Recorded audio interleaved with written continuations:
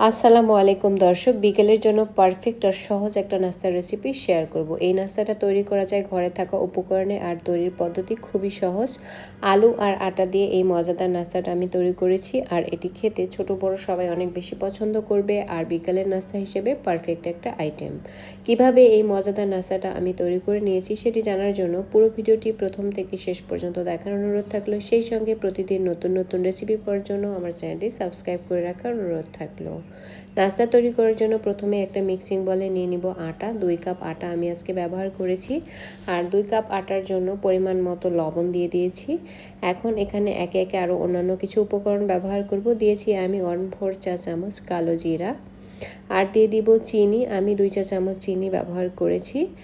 আর এখন আমি অ্যাড করব রান্নার রেগুলার তেল। প্রতি 1 কাপ আটার জন্য 2 টেবিল চামচ তেল ব্যবহার করেছি, তো আমি মোট 4 টেবিল চামচ সয়াবিন তেল দিয়ে দিয়েছি।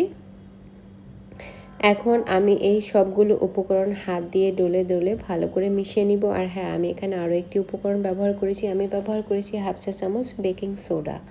সব কিছু একসাথে ভালো করে ডলে ডলে মিশিয়ে নেওয়ার পরে যখন মুঠো করা যাবে ওই পর্যায়ে নর্মাল পানি দিয়ে আমি একটা শক্ত টাইপের ডো তৈরি করে নেব। খুব বেশি নরম ডো কিন্তু তৈরি করা যাবে না, একটু শক্ত হবে এরকম একটা ডো আমি এটা দিয়ে তৈরি করে নিব।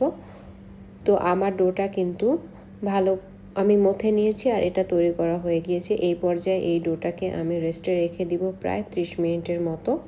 ডোটাকে 30 মিনিটের মতো রেস্টে রেখে দিয়ে আমি এদিকে এই নাস্তা তৈরি করার জন্য পুর রেডি করে নিব। আর হ্যাঁ, ডোটাকে কিন্তু অবশ্যই ঢেকে রাখতে হবে। পুর তৈরি করার জন্য একটা প্যানে পরিমাণ মতো তেল, পেঁয়াজ কুচি এবং রসুন কুচি আর কিছু কাঁচামরিচ কুচি দিয়ে বেশ কিছুটা সময় ভেজে নিব। 3-4 মিনিট ভেজে নেওয়ার পরে যখন এই সবগুলো উপকরণের কাঁচা গন্ধটা দূর হয়ে যাবে ওই পর্যায়ে এখানে আমি কিছু গুঁড়া মশলা ব্যবহার করব। আমি একটু বেশি করে কিন্তু পেঁয়াজ কুচি এখানে ব্যবহার করেছি। এখন আমি কিছু গুঁড়া মশলা ব্যবহার করেছি। এখানে আমি ব্যবহার করেছি পরিমাণ মতো লবণ, হলুদ গুঁড়া, ধনিয়ার গুঁড়া, জিরার গুঁড়া এবং কিছু লাল মরিচের গুঁড়া। তারপরে কিছুক্ষণ কষিয়ে নিয়ে আমি একদম চিকন চিকন করে কেটে রাখা আলু এখানে দিয়ে দিয়েছি। আমি প্রায় 5 থেকে 6টার মতো চিকন করে কুচি করে রাখা আলু কেটে ধুয়ে তারপরে এর মধ্যে দিয়ে বেশ কিছুটা সময় ধরে মশলার ভেতরে কষিয়ে নেব। চুলার ফ্লেমটা একটু হাইতে রেখে তারপরে বেশ কিছুটা সময় কষিয়ে নেওয়ার পরে আমি আলুটাকে ভালো করে সেদ্ধ করে নেওয়ার জন্য একটু পানি দিয়েছি। এতে করে আলুটা ভালো করে সেদ্ধ হয়ে যাবে। আর সেদ্ধ করার জন্য আমি কিছুটা সময় ধরে এই আলুগুলোকে একটু ঢেকে দিয়েছিলাম। যখন আলুটা সেদ্ধ হয়ে গিয়েছে ওই পর্যায়ে আমি ঢাকনাটাকে তুলে দিয়েছি। এখন আর আমি এই আলুগুলোকে ঢেকে দেব না। এখানে আমি 1 টেবিল চামচ কর্নফ্লাওয়ার গুলিয়ে তারপরে 1 টেবিল চামচ কর্নফ্লাওয়ার আমি 2 টেবিল চামচ পানিতে গুলিয়ে এই আলুর মধ্যে দিয়ে দিয়েছি।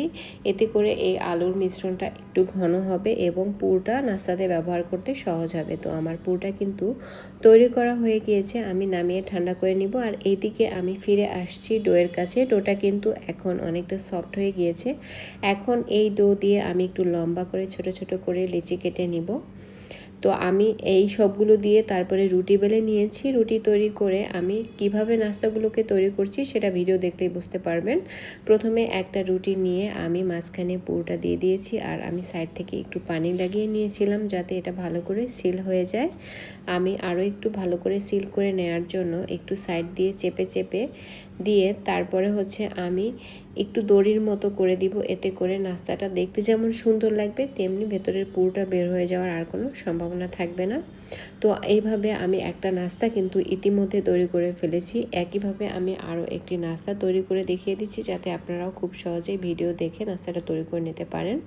আমি একইভাবে পুর দিয়ে তারপরে সাইড থেকে সিল করে দিয়ে ওরকম দড়ির মতো করে দিচ্ছি। আর কিভাবে করে নিচ্ছি সেটা আপনারা ভিডিও দেখলেই বুঝতে পারবেন। আমি এইভাবে প্রত্যেকটা নাস্তা কিন্তু তৈরি করে নিয়েছি। আর এই পর্যায়ে এই নাস্তাগুলোকে ফ্রোজেন করে রাখা যায় ডিপ ফ্রিজে। তো আমি আজকে অর্ধেকটা পরিমাণে নাস্তা ডিপ ফ্রিজে ফ্রোজেন করে নিব এবং বাকি অর্ধেকটা আজকে ভেজে শেয়ার করব সব। আর এই নাস্তাগুলোকে অবশ্যই ডুবো তেলে ভাজতে হবে। নাস্তাগুলো ভাজার জন্য একটা প্যানে পরিমাণ মতো তেল দিয়ে নিব এবং তেলটাকে কিন্তু একটু ভালো করে গরম করে নিতে হবে, তবে খুব বেশি গরম করার দরকার নেই, তাহলে কিন্তু উপরের যে রুটিটা আছে সেটাতে অনেক বেশি বাবল ক্রিয়েট হবে। তো আমি মোটামুটি গরম করে তারপরে হচ্ছে নাস্তাগুলোকে দিয়ে তারপরে মিডিয়ামের থেকে একটু লো ফ্লেমে উল্টে পাল্টে গোল্ডেন কালার করে নাস্তাগুলোকে ভেজে নিয়েছি। আর দেখুন কেমন হয়েছে। এই নাস্তাগুলো খেতে অনেক বেশি মজা হয়। আর পুর আজকে আমি যেভাবে তৈরি করেছি আপনারা আপনাদের পছন্দ মতো যে কোনো সবজি ব্যবহার করে কিন্তু এই পুর তৈরি করে নিতে পারেন। আজকের এই আটা আলু দিয়ে সহজ নাস্তার রেসিপি যদি আপনাদের ভালো লাগে আমার চ্যানেলটি সাবস্ক্রাইব করে রাখবেন, পেজটি ফলো দিয়ে রাখবেন এবং নিয়মিত লাইক কমেন্ট শেয়ার করে পাশেই থাকবেন।